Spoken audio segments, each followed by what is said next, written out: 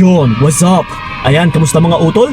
And then welcome sa video na ito. So once again, this is pa yung kaibigan ni Kiko. By the way, sa mga hindi pa pala nakapag-subscribe or nakapag-follow dyan, yes, alam niyo na po yung dapat ninyong gawin. Which is, sapat na po yan para mas lalo pa tayong magaganahan araw-araw. Okay? So ito mga utol, dagdagan ko pa ang inyong mga kaalaman. Kasi ito, ang magiging topic natin sa video na ito is, babalik siya sa'yo at magmamakaawa kapag ginawa mo ito. Okay? Ito mga utol, tatalakayin natin yung mga pagpapanumbalik ng mga exes. Okay? Kasi most of it, or most of them, 60% ay bumabalik.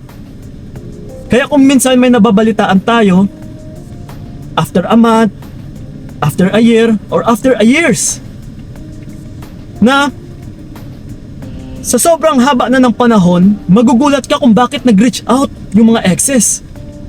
Kung bakit nagre-reach out pa sila. So ang tanong, bakit ba may ganito Kuya Kiko? Bakit bumabalik sila? Okay? So ito po yung tatalakayin natin. I-explain ko sa inyo kung bakit. Once kasi na validate ng ex mo dati na ikaw itong tao na patay sa kanya, na sobrang mahal na mahal siya,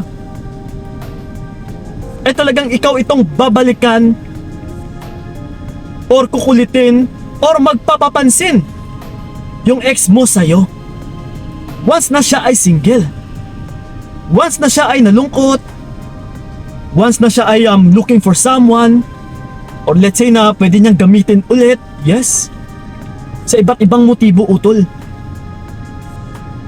So like for example, kahit sa akin, let's say sabihin natin single ako ngayon. Okay? So yung maalala ko dito minsan is yung mga ex ko.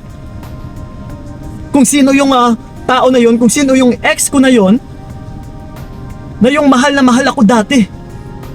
Yung tipong madali ko lang mabola, yung tipong madali ko lang maoto, lalong lalo na kapag sa ngayon na nalaman ko ay single din.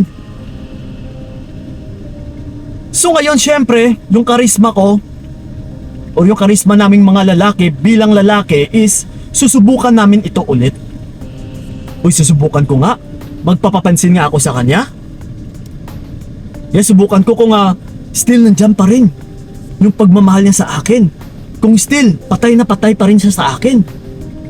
Kung still may pagtingin pa rin siya sa akin. Yes.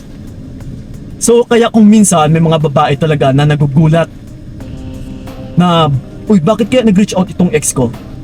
Sa haba ng panahon is still hindi niya pa ako nakalimutan. Yes.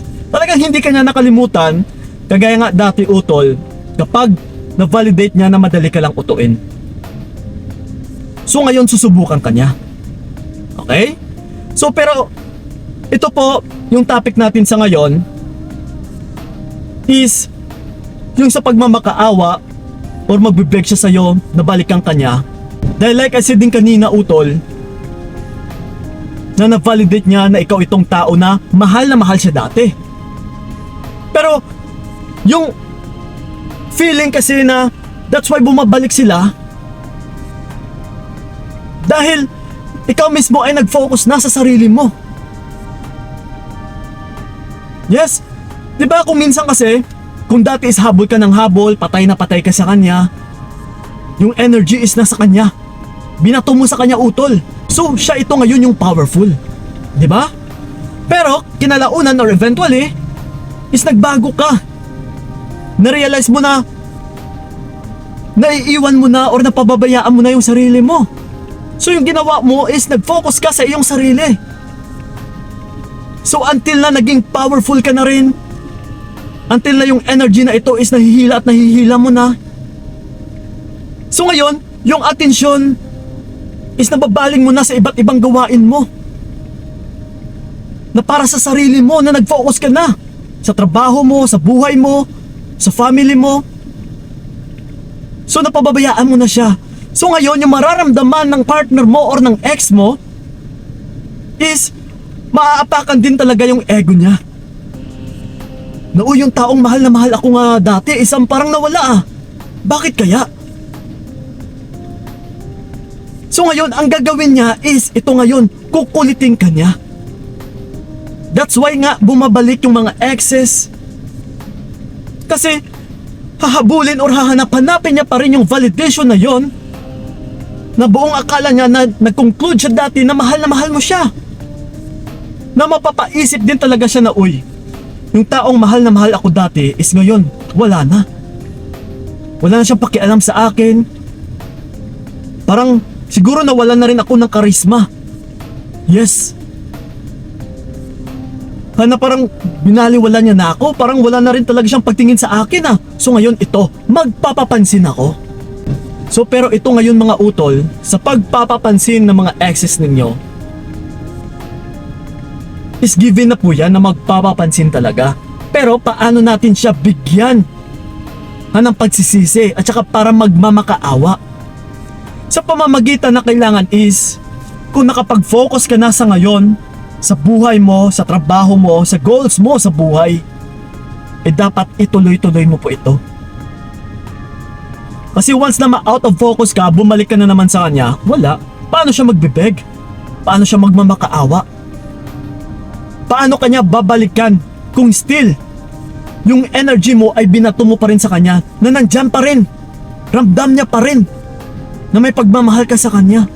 Pero kung hinila mo ito sa pamamagitan na parang hindi niya na mararamdaman na may pagtingin ka pa sa kanya, yes, talagang babalikan ka niya. Talagang isisik niya pa rin yung validation na yon, na yung pagmamahal mo dati is hahanap-hanapin niya pa rin yon. Yes, kasi ito utol once na pinaramdam mo talaga dati na patay ka sa partner mo o sa ex mo, talagang hahanap-hanapin niya yon. That's why may mga bumabalik talaga ng mga exes. Once na nawala na yung energy na yon sa kanya, na hindi niya na mararamdaman talaga, na ikaw ito ngayon is nagfo-focus na sa buhay mo. So talagang may isip din ng ex mo na, oy, teka lang, mahal na mahal ako neto dati eh. So ngayon parang wala na siyang pagtingin sa akin, susubukan ko nga. Yes. So ganun po yun mga utol, pero again, depende na po ito sa kung paano mo sila tatanggapin ulit. If I were you, kung gusto mo talaga magmamakaawa, tsaka magmamakaawa pa siya sa'yo, i-dump mo, ibasura mo na. Kasi karamihan din sa mga exes, sa mga nagkakabalikan, is mababa lang po yung percentage na nauuwi talaga, na nagkakatuluyan. Yung iba talaga dito utol sa mga nagkakabalikan, most of it ay nagkakahiwalay pa din. Sinubukan pero still ganun pa din, walang pagbabago.